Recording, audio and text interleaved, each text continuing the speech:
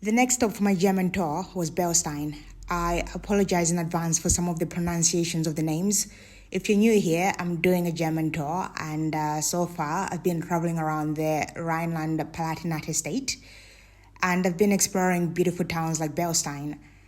This town is located in West Germany. It lies on the Moselle River, and the Moselle River is one of the most scenic river valleys in Europe.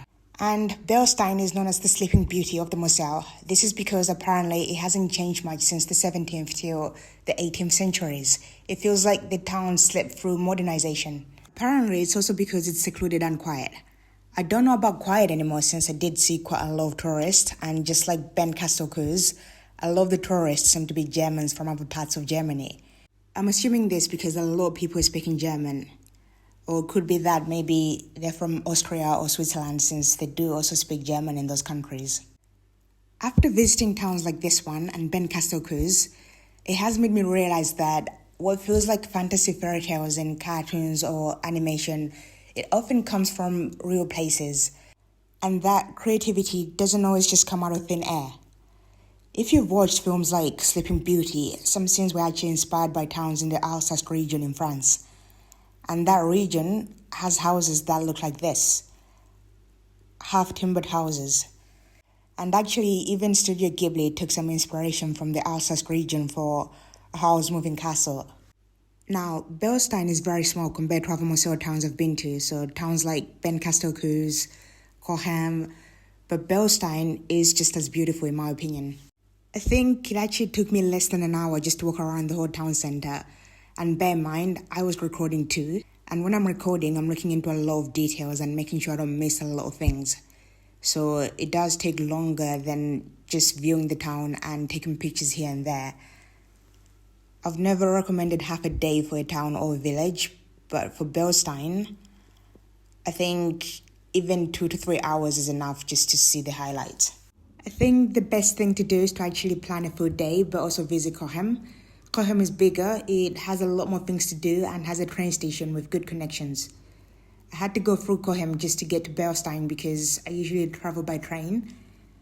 And I was coming from Trier, so you can easily connect to Trier, Koblenz, Frankfurt, Luxembourg, the big cities.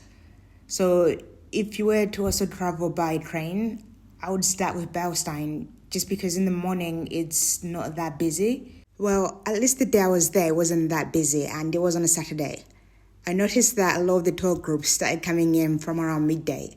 A lot of the tour groups were coming in by river cruises. River cruises are actually like an easy, unstructured way to tour these charming little towns in Germany, because the Moselle River winds through steep vineyard valleys, and it passes directly by many of these towns. This way, you don't need to worry about trains, buses, parking, and so on. Also, if you're not able to do weekend day trips and you come from far away, you would need to be changing hotels just to get closer to some of these towns. But with the river cruises, you don't have to change hotels or carry luggage. The hotel travels with you, so you don't need to keep packing and unpacking. Also, with the cruises, you can actually see more towns in a day, whereas with buses and trains, this is more difficult to do. It may be different maybe if you're driving, but if you're relying on public transport, then this is way more difficult to do. And again, with the cruises, the ships literally dock right in the center of the towns, so this is very convenient. If you search for Moselle River cruises on Google, a few companies offer them. Most are quite pricey for me, but if you have the time and money, then it's worth checking the options. Or you could just do it the way I did it by train through Cochem and then get a bus to Beilstein. With my way, it's a bit more challenging sometimes because you need to find the center of the town. It's usually where most of the attractions are. Basically, in Germany, and I would say most of Europe, the church is in the middle of the town. And when you see a big church, it's an indicator that you are at the center. However, in some towns or cities, they may have several churches, so it may not be so obvious. Since this town is known for winemaking, the activities you could do is wine tasting, and they do have a lot of shops where you can actually buy local wine. As I said on my previous videos, I don't drink wine, so it wouldn't make sense for me to actually go into some of these shops and record, knowing I wouldn't buy anything. So this is just to let you know that this is available if you decide to visit. Another thing you could do is visit the Metternich Castle. It's an uphill walk. I prefer to walk on flat land, so this was a no for me. And with this castle, you get to see a panoramic view of Beilstein and the Moselle River. I decided to get some panoramic views from the Carmelite Church.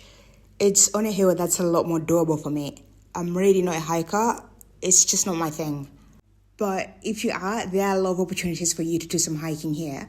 I think there are some hiking trails as well in the vineyards because I did see some people hiking. Beilstein has quite a few traditional restaurants. I didn't get a chance to try out any though. Next to the church, they have a cafe and restaurant. I plan to try it out after seeing the interior of the church. On my way to see the interior of the church, I saw that a wedding was about to happen. This was before the bride even entered the church. A lot of the wedding guests were already inside it. And I did not want to annoy anyone, so I just stood somewhere outside. I wasn't sure how long the wedding was going to take. Then one of the guests said I could go in. I've never been to a German wedding before, so this was a really cool experience.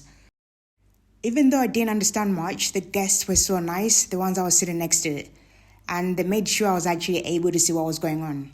So yeah, I was in the church for like an hour, then after, I just decided to go to Kochen.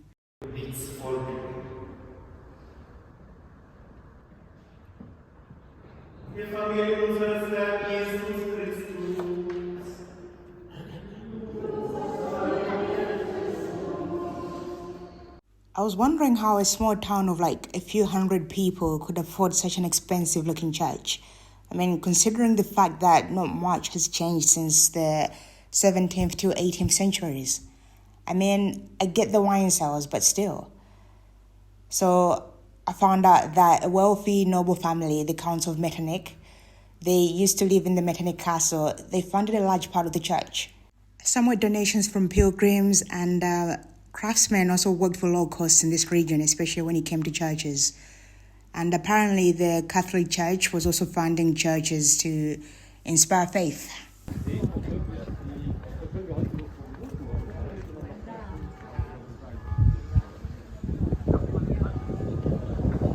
I'm really wondering why some of these German towns or villages don't make the lists of like the most beautiful villages or towns in Europe, or at least the top 20. Because this town, Ben Castelcoes and Bacharach, they were just so enchanting to me. Maybe I'm going to feel different if I visit like other towns or villages since I haven't visited all of them yet. So I'll see as I travel.